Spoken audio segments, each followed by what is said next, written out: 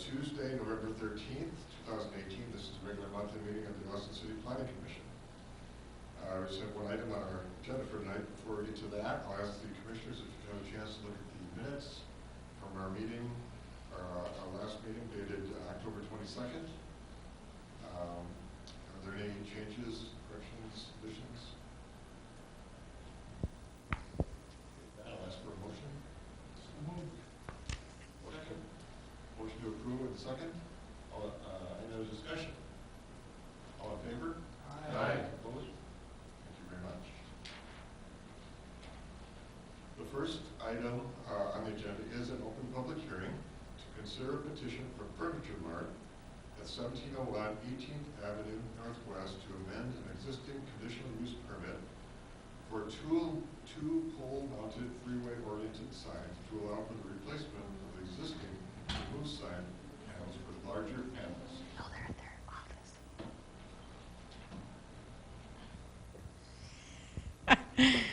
office. Does anybody know where the office for the school board meeting is tonight? We just have a visitor here who's looking for that location. Does any? I can try to look it up for you. Okay. All right. If you can just wait, and then we'll get you some information, and we'll just continue the meeting. Okay. Thank you. Sorry for an interruption. The Furniture Mart has purchased the former Target building and want to locate one of their furniture stores there, and then have also partnered with some other companies to move into those locations, or that location. And then some of the existing, well, actually they bought that whole area, including, actually what am I thinking of? They included well, they're all here on the sign in your materials. The Aldi's, the Joann's, Rooms and Rest, and Dollar Tree currently existing in that location. They had, as noted in a document that they included with their application, they had initially gotten a sign permit and then had gotten some comments from some of the existing tenants that they wanted to have maybe a bigger visual representation for their stores.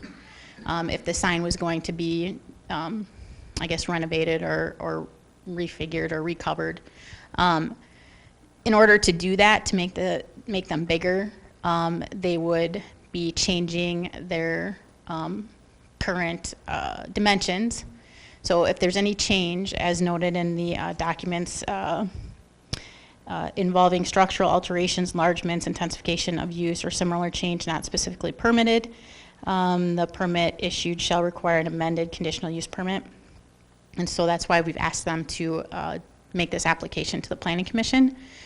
The two signs are located, if you go past the dollar store and Aldi's, there's a sign in the corner that faces I-90. And then when you first drive in off of 218 or off of 18th Avenue, there's a sign right on the corner. They took down so the Target piece is off, so it looks a lot shorter than it actually was previously. The height of the signs will remain the same. They'll just be using more space. There won't be as much space in between signs, or any space at all. Actually, it looks like they'll be using all of that for the expansion of the existing signs. The surrounding area is primarily commercial.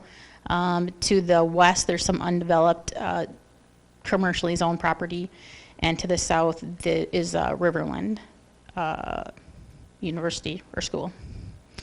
The things that the Planning Commission should consider in granting a conditional use permit or amending a conditional use permit are the same. That the use will not create an excessive burden on existing public facilities, that the use will be sufficiently compatible or separated by distances or screening from adjacent agricultural or residentially zoned or used land. In this instance, that's really not an issue. That the use would be sufficiently compatible. That is,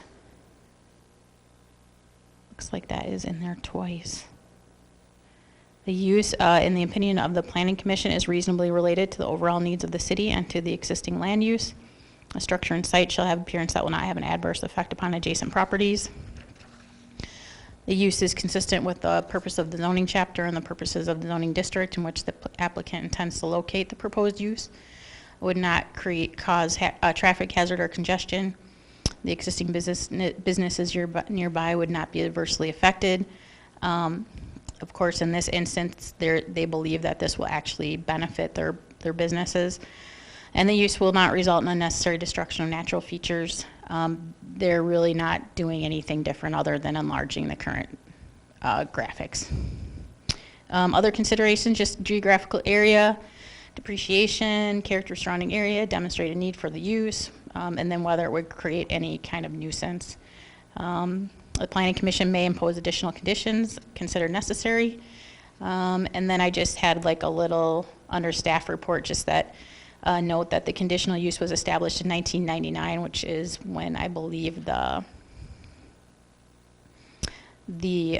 original building was created or built, and then the CUP was amended in 2010 when Jo-Ann Fabrics opened. The only condition noted from previous matters was that the sign illumination not be offensive to the surrounding area in compliance with the code. And I would just ask that the same be continued. Well, actually, wouldn't have to amend it if that was left in place. And then just the sign heights here stayed the same.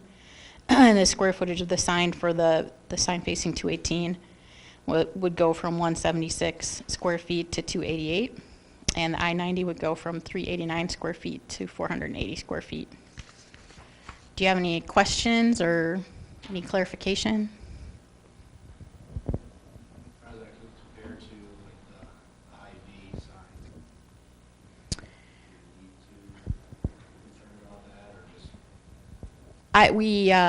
Well, you make a good point. We did send out some notices to the neighbors. We haven't received any responses, so that reminded me of that. But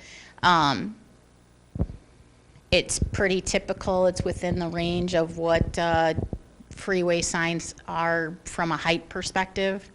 As far as the square footage, it does exceed what we normally allow with our ordinance, but it did previously.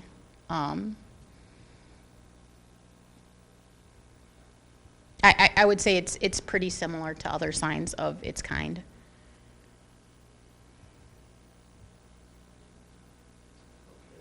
Okay. Any other questions?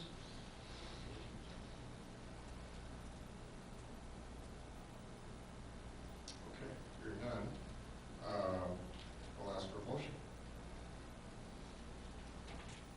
Mr. Chairman, I move that we approve the Conditional use permit? Use permit, as proposed, as long as all the conditions are met, as well as the lighting remains non-offensive to the surrounding area and in compliance with city code. Okay, we have a motion to approve. Second. We have a second. Any other discussion at all? Okay, all those in favor? Aye. Opposed? Motion passes. Thank you. Do you have anything else for us? No, that is the only item on the agenda.